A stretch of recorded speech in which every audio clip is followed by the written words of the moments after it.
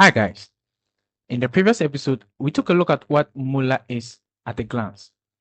In this episode, we'll take a look at how we can create a Moolre account, tour their dashboard, and create our first API key. So stick with me. My name is John, and I'm here to show you how. All right, so let's take a look at Moolre.com. So let's head over to Moolre.com. That is their official site. So we'll head over to Moolre.com.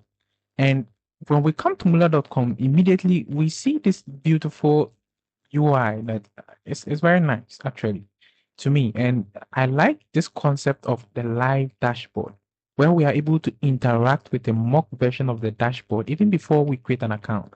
This gives us an idea of what the dashboard looks like before we even sign up. To me, it's cool. So then you're able to see that Moolre has these services that we spoke about. Your wallets that you create will appear here as wallets, so you can create multiple wallets, and you can also have something called a collection service. So this is the collection service. This is their USSD services. This is their bulk disbursement service. This is their SMS service, WhatsApp service, storefront sales, and API service, as we spoke about earlier. And you see all these services. Moolre have this modular architecture that I like. They sort of have everything that they provide to you as services. So if you want to do something like bulk SMS, then you have to create an SMS service. You can create multiple SMS services for different applications. This is very refreshing to me because then I can actually come here and create multiple API services for my different applications.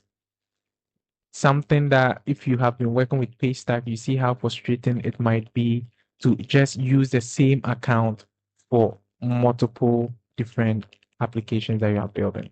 We'll explore this concept further as we proceed. Another thing that I like over here that I would like you guys to explore is the API simulator. You're able to see what the APIs look like. You're able to explore their responses before you even head over and start interacting with them, which I find really nice. So, for example, if you want to see how you might transfer money to someone using Moolre via their APIs, it's actually just a three-step process. First of all, you validate the person's name. So they validate the person's number, the name will come. Then when the person says, yes, that's my name, click on validate, then you initiate the transfer. So when you initiate the transfer, you get a response, you get the external reference. You use the external reference to confirm whether the transaction was successful. Then when you confirm that the transaction, the transfer was successful, then that is it. Just like that, you are able to implement transfer using Moolre. So it gives you a concept of how the APIs are, how you'll be interacting with them before you even proceed to create your API keys and stuff. And if you're actually working with the APIs, I mean, it's nice to just come and see how the responses look like before you are working with them. Okay, so these are definitely something you should take time to explore and see how they look like. But then let's try to go ahead and create an account. So get started for free. So over here, you are able to then input your username. So I'm going to input my username, maybe something like to show you how. Then I'll input my email. So just you guys to input your email. I'll proceed to input my email and my phone number.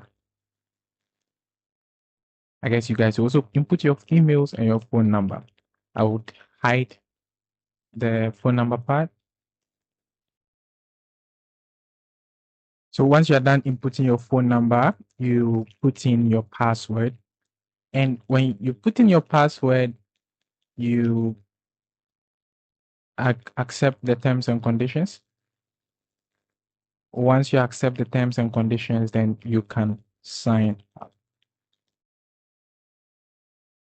So you can, when you click sign up, you immediately see this particular page. So you can click on complete profile. So let's head over to proceed to complete our profile.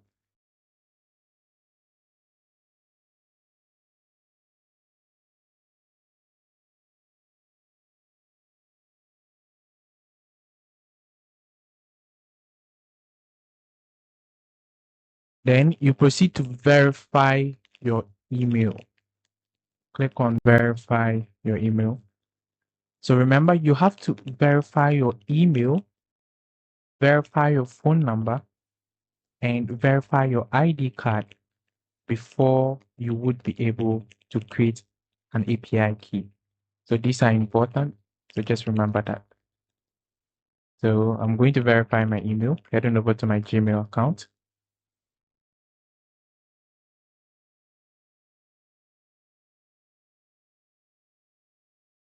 So if you didn't receive the code, click on send code. But if you've received it, then that is fine. But if you didn't receive it, click on send code and you'll get the code. Verify your phone number too. So this one, they will send you an OTP, a verification code that you will use to verify. So click on send code. Then you see, check your phone and enter the verification code. So the code is sent. So if you don't take time, these weird things might make you feel like you've made an error, but it's not. So I enter the verification code. Then great. It says that my phone number has been verified, which is beautiful. So we'll proceed. Now we have ID verification. So we need to verify our ID. Now we see BVN verifications. If you're a Nigerian, you should definitely do the BVN verification. But if you're a Ghanaian, you don't do that. We only verify our government ID. I think the BVN is some sort of social security number for Nigerians or something. I'm not quite sure of that, but yes.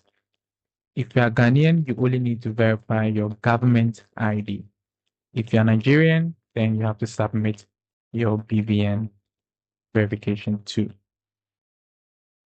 So I would not be verifying my government ID here because I already have an account that I have done the verification there. So here we'll fill in our wallet details, sort of what we are using the wallet for. If your business also have business documents, you can upload them, else you can do that later. Then once you're done with that, we'll go to the security settings. So the security settings is very important. Try to set up a PIN code. So Moolre have this thing where you can set up a PIN code after you have signed in. So the next time you are signing in, you will not have to put in your password again. You just put in the PIN code like you are logging into your phone, which I find very, very handy. So let's set up our PIN code first. So I would just set up my PIN code.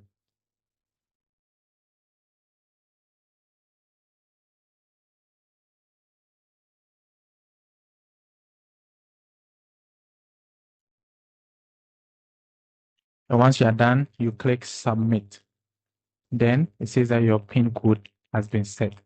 So when you log in and the next time when you log out and the next time you are logging in, you'll be putting in your PIN code instead, which I think is very nice. Then we can set up our two-factor authentication with Google Authenticator or Trello. Let's see how we can set it up with Google Authenticator. Download Google Authenticator from Play Store or App Store. So when you download Google Authenticator, you would see, when you open it, you see some plus button. So you click on that plus button and you see scan QR code. Click on the scan QR code and scan the QR code on your screen, right? So take your phone. So I'm taking up my Google Authenticator. I would scan the QR code.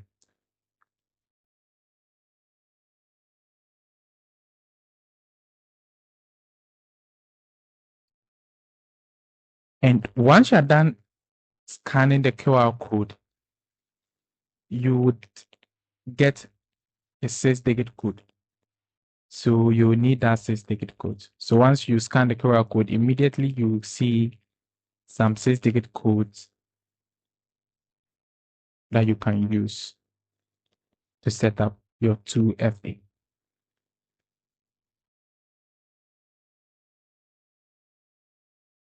So I've scanned, I've gotten my code. So I'm about to put in the 2FA code.